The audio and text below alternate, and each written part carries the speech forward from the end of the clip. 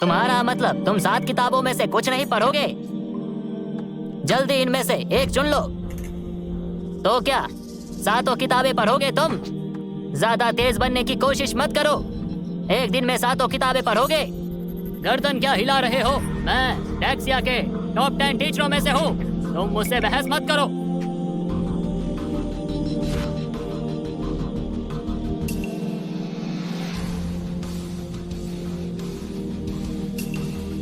कलम जो कागज चीर दे, ये तो सिर्फ 10 साल का है ना। इसके हाथों में 20 साल की प्रैक्टिस का दम कैसे है? मैं 3 साल की उम्र से ही सब लिखना जानता हूँ। लाइन इतनी स्मूथ, कॉलम एकदम सीधे, बीच में पूरा बैलेंस। तुम सेमी कर्सिव भी लिख सकते हो। साधारण शब्द लिखना आसान है पर पढ़ना मुश्किल। पर सेमी कर्सिव, उसमें रेगुलर की सफाई होती है और कर्सिव की शान भी। वो कम से कम रेगुलर और कर्सिव दोनों का मास्टर होता है। ये तो असली कैलीग्राफी एक्सपर्ट हुआ और ये गुण छुपे थे एक 10 साल के गूंगे के अंदर। लो, हो गया।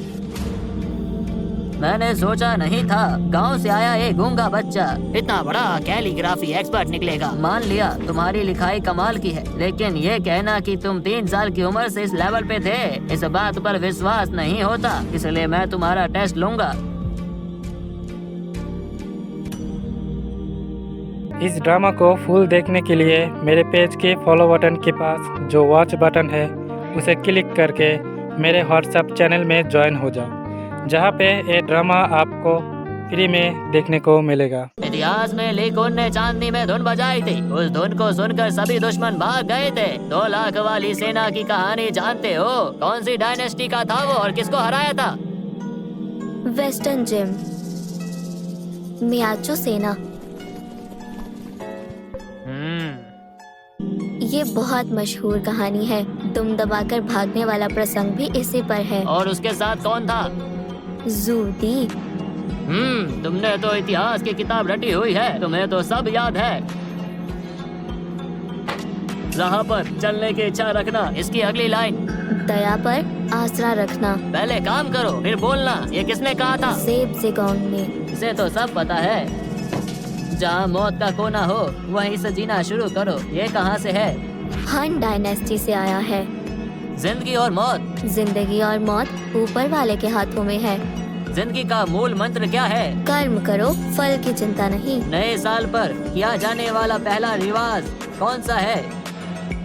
जीवन के सुख दुख के लिए भगवान को धन्यवाद करना।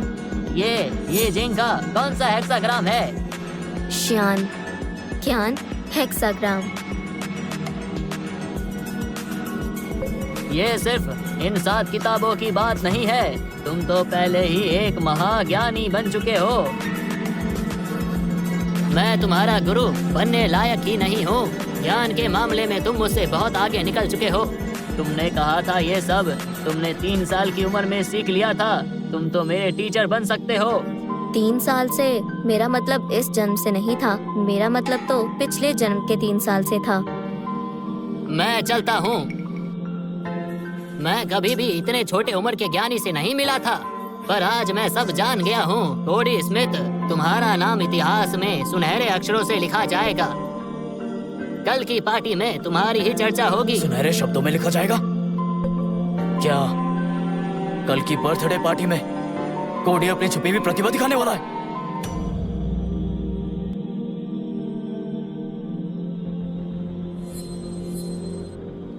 सेमी कर्सिव स्क्रिप्ट, ये तो कमाल हो गया। इतनी बारीकी और अच्छी तरह से लिखा है इसने। कोडी तो बहुत होनहार है। कभी कभी लगता है ये लड़का शायद गूंगा है ही नहीं। सर, कल वाली स्क्रिप्ट की तरह इस लिखाई को भी फ्रेम कराओ और स्टडी में लटका दो। हाँ, कितनी सुंदर लिखाई है, एकदम शानदार। सर, ये कौन लिख कर गया?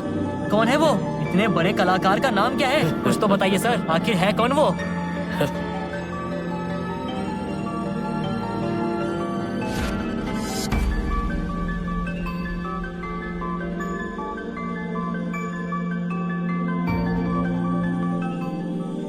डैड, कोडी बहुत बदतमीज है। सुना है मिस्टर हॉल भी उससे परेशान होकर गए हैं। बिल्कुल, मिस्टर हॉल ने पढ़ाया ही नहीं। नौकर कह रहे थे कुछ देर कमरे में रहे, फिर सीधे निकल गए। डैड, शायद कोडी को कल ना ले जाना ही ठीक होगा। कहीं ये बच्चा हमारी बेइज्जती ना करवा मुझे दे। पता है क्या करना है। कल वो जरूर जाएगा। क्या है ये? हवा इतनी तेज क्यों चल रही है? सर, मैं खिड़की बंद कर देती हूँ।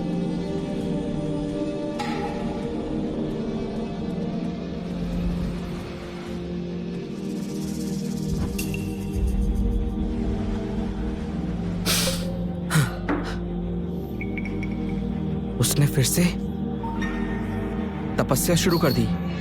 पता नहीं क्यों एक अजीब सा एहसास हो रहा है। मतलब ऐसा लग रहा है जैसे मैं बहुत जल्द उस महागुरु से मिलने वाला हूँ। क्या? अगर ये उस गुरु से पहले मिलेगा तो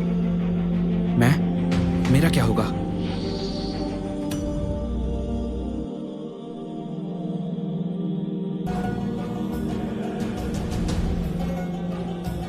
बस थोड़ा और।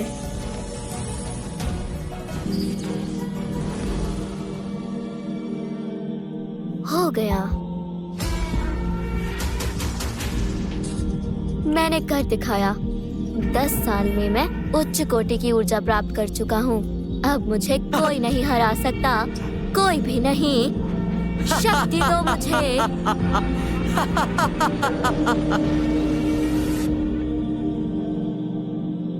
शक्ति तो मुझे इतना टाइम क्यों लग रहा है? कहाँ है वो? दादाजी, मिस्टर थॉमस की बर्थडे पार्टी बहुत इम्पोर्टेंट है। हम कोडी के बिना भी जा सकते हैं। और क्या, वैसे भी उसे जानता ही कौन है। हमें चलना चाहिए। हाँ बिल्कुल, वैसे भी उस गूंगे के साथ जाएंगे तो पार्टी में आई बाकी फैमिलीज हमारा मजाक बनाएंगी। इसलिए मैं आपको पहले भी कह रहा था, उसे ले जाने में हमारी ही बेइज्जती होगी। आप मानते क्यों नहीं? कोडी जरूर जाएगा। दादाजी, कल रात कोडी ने जो टैलेंट दिखाया उसने मुझे भी हिला दिया। मैं कभी भी इतने छोटे उम्र के ज्ञानी से नहीं मिला, पर आज मैं सब जान गया हूँ। कोडी स्मिथ, तुम्हारा नाम इतिहास में सुनहरे शब्दों में लिखा मिस्टर जाएगा। हॉल भी हैरान रह गए थे। क्या पता उसका टैलेंट बर्थडे पार्टी में मिस्टर थॉमस को भी पसंद आ जाए। जल्दी करो छोटे मालिक, आप इतने धीरे क्यों चल रहे हो? जल्दी आओ बेटा।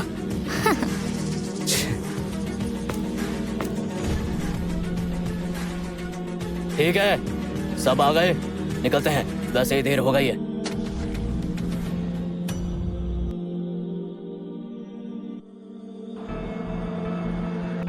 पीटर, मिस्टर थॉमस की बर्थडे पार्टी में सारे बड़े स्कॉलर्स आएंगे। अपनी 10 साल की मेहनत सबको दिखा देना। मुझे भी आज का बेसब्री से इंतजार था। आज सब लोग वहाँ होंगे। मैं चाहती हूँ तुम वहाँ होने वाले कॉन्टेस्ट में सबसे अलग दिखो। और मिस्टर हॉल भी वहाँ होंगे। वो तुम्हारे टीचर रह चुके हैं तो तुम्हारी हेल्प जरूर करेंगे। और क्या, अपने स्टूडेंट का टैलेंट देखकर वो भी बाकियों की तरह हक्के बक्के रह जाएंगे। कोडी, ये पार्टी तो एक बहाना है ताकि सभी परिवारों के बीच लिटरेचर कॉन्टेस्ट हो सके। अगर सब कुछ हमारी सोच के हिसाब से चला तो तुम्हारा कजिन पीटर आज सबको इम्प्रेस कर देगा। बाकियों की तरह हक्के बक्के रह जाएंगे। आगे चलकर जब तुम्हारे दादाजी रिटायर हो जाएंगे, स्मिथ फैमिली का वारिस पीटर ही बनेगा। लेकिन तुम स्मिथ फैमिली के बड़े बेटे के बेटे हो, इसलिए तुम्हारे चाचा और भाई तुम्हें खतरा मानते हैं। जब पीटर वारिस बन जाएगा, वो लोग तुम्हें फिर से घर से निकालना चाहेंगे। मैं ऐसा नहीं चाहता, इसलिए तुम मिस्टर थॉमस की नजर में आने की कोशिश करो। ये मुश्किल है, लेकिन मैं नहीं चाहता तुम्हें फिर से सड़कों पर भटकना पड़े।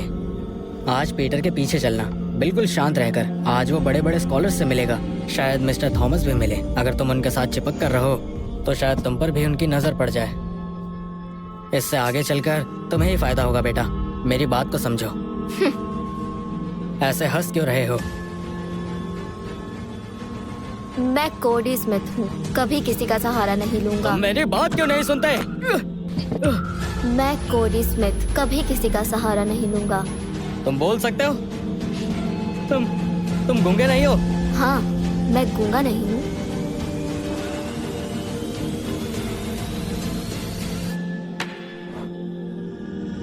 तुम क्या करने वाले हो?